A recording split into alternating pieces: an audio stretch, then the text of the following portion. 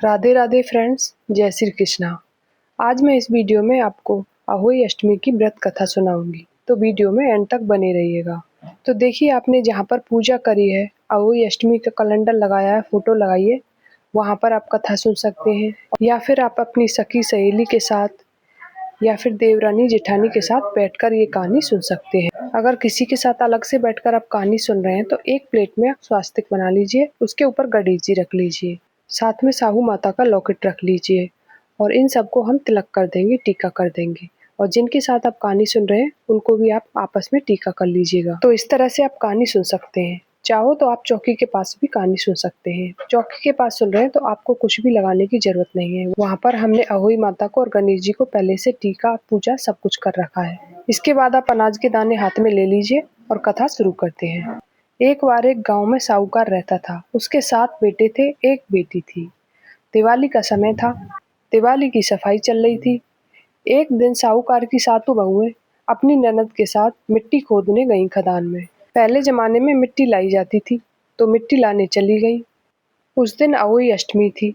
सारी बहुएं एक एक करके खेतों में चली गईं। कोई फूल लेने चली गई, कोई कचरी लेने चली गई, कुछ ना कुछ लेने चली गई। ननद वहां पे अकेली रह गई, तो वो मिट्टी खोद रही थी। साहूकार की बेटी ने मिट्टी खोदना शुरू कर दिया। जैसे जैसे मिट्टी खोदने लगी, साहू माता के 7 बच्चे मर गए। साहू माता ने हाहाकार मचा दिया। साहू माता उसके पास आकर बोली, मैं तेरी कोख लूंगी, तूने मेरे बच्चों को मारा है। साहूकार की बेटी जोर से रोने लगी। उसकी आवाज सुनकर साहूकार की 7 बहुएं इकट्ठा हो गई। सबने यह सुन लिया तो साहू माता से कहने लगी, अगर तुमने इसकी कोख ले ली तो हमारी सास घर में हमें नहीं घुसने देगी। लेकिन साहू माता ने कहा, मुझे तो कोख चाहिए, इसकी नहीं तो तुम अपनी दे दो। सारी बहुओं ने कोख देने से मना कर दिया। फिर एक बड़ी बहू ने सोचा, एक ही मेरी ननद है, इसकी कोख चली जाएगी तो सास मेरी बड़ा गुस्सा करेगी। बड़ी बहू ने कहा, मेरी कोख ले लो। साहू माता ने उसकी कोख ले ली। जैसे ही कोख ले ली, जो पालने में बचा था वो पालने में मर गया, जो स्कूल गए थे वो स्कूल में मर गए, जो खेल रहे थे वो खेलते हुए मर गए। इस तरह से सारे बच्चे खत्म हो गए। सारी बहुएं और ननद घर पर आए तो सास बोली, एक साथ ये सब कैसे हुआ है?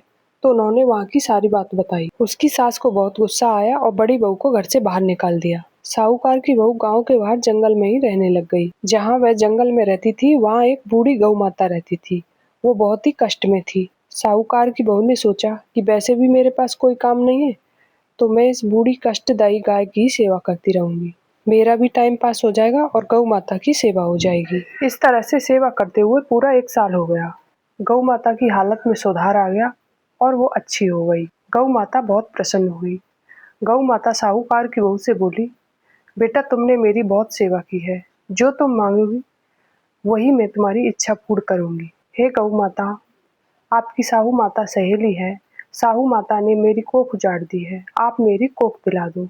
गौ माता बोली, बहन मैं वादा तो नहीं कर सकती, तुम मेरे साथ चलो, मैं पूरी पूरी कोशिश करूंगी कोख दिलाने की। गौ माता साहूकार की बहू को लेकर अहोई माता के घर पहुंची, यानी कि साहू माता। साहू माता बहुत प्रसन्न हुई गौ माता को देखकर। बोली, बहन तुम बहुत दिन में आई हो, सहेली बहुत दिन में दर्शन दिए हैं, बताओ कैसे आई हो? गौ माता बोली, पहले तुम मुझे वचन दो, मैं जो मांगूंगी वो दोगी। तब अहोई माता बोली, ये भी कोई कहने की बात है? 1 वचन, 2 वचन, तीसरे वचन को मैं ऊकूं तो खड़ी नरक में सूखूं। इस तरह से उन्होंने वचन दे दिया। गौ माता बोली, बहन तुमने इस बहू की कोख ली है, इस बहू की कोख वापस कर दो, इसने मेरी बहुत सेवा की है। तो साहू माता बोली, बहन तुमने तो मुझे ठग लिया, इसकी ननद ने मेरे सारे बच्चों को काट दिया था, इसलिए मैंने इसकी कोख उजाड़ी थी। बहन तुमने तो मुझे ठग लिया। गऊ माता बोली, बहन कुछ भी कहो, लेकिन इस बहू की कोख वापस दे दो। साहू माता ने चिकनी उंगली से छींटे लगाए, साहूकार की बहू की कोख वापस दे दी। जो बच्चे पालने में थे वो रोने लगे, जो बच्चे खेल रहे थे वो किलकारियां करने लगे, जो बच्चे स्कूल गए थे वो स्कूल से घर वापस आ गए। इस तरह से सारे बच्चे जिंदा हो गए। इतने में गौ माता बोली, अब इनके लिए रहने के लिए स्थान भी चाहिए। तो साहू माता ने छींटे लगाए तो झोपड़ी की जगह हवेली बन गई। तीसरे वचन में गौ माता बोली, इनके लिए खाने की व्यवस्था भी होनी चाहिए। तीसरे वचन में, बहन अन्न धन से इनका घर भर दो। तीसरे वचन में साहू माता ने छींटे लगाया तो साहूकार की बहू का अन्न धन से घर भर गया। अब आया अहोई अष्टमी का व्रत। व्रत के दिन साहूकारनी ने सोचा कि मेरी 6 बहुओं ने व्रत रखा है, सब सजी संवर रही हैं, सब पकवान बना रही हैं।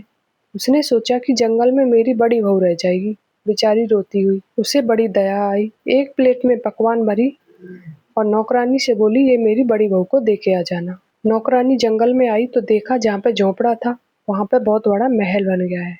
उसने देखा कि साहूकार की बहू तो कंड में बांट रही है।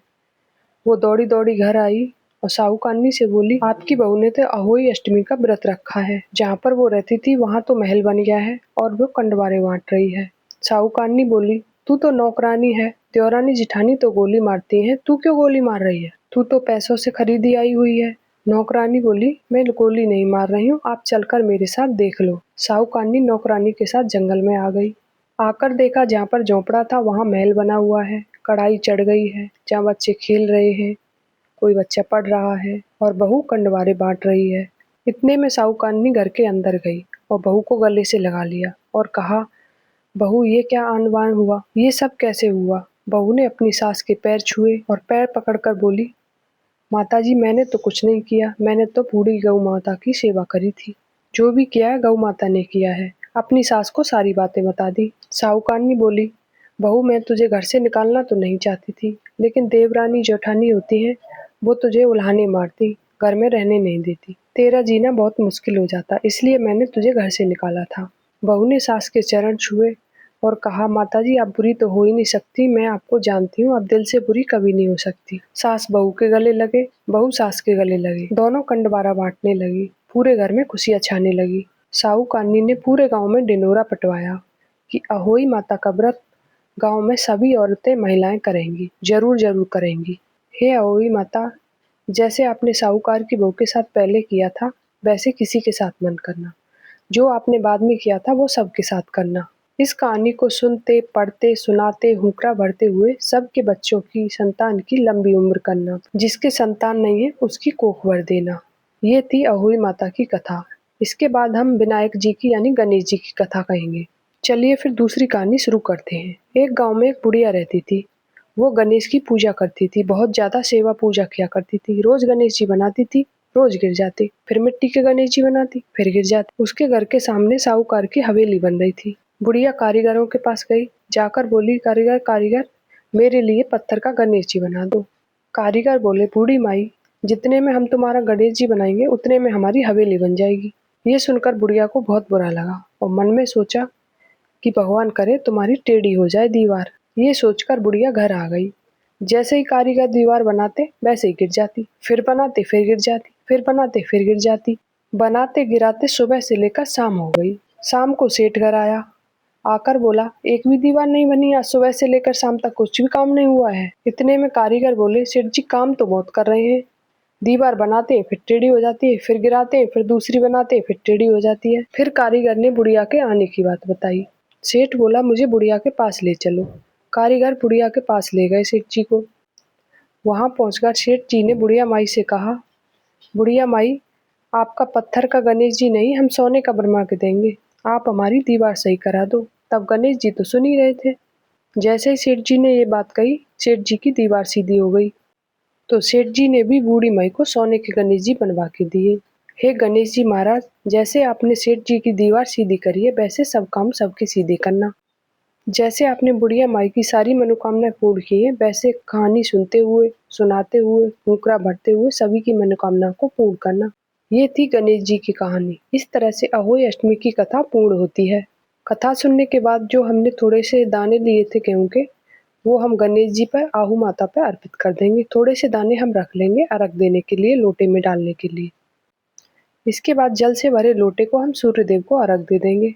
इस तरह से हमारी अहोई माता की कथा पूर्ण होती है। आई होप आपको वीडियो पसंद आई होगी। अगर वीडियो पसंद आई हो तो प्लीज हेल्पफुल हो तो लाइक और सब्सक्राइब जरूर से कीजिए ताकि आने वाली वीडियो आपको मिल सके।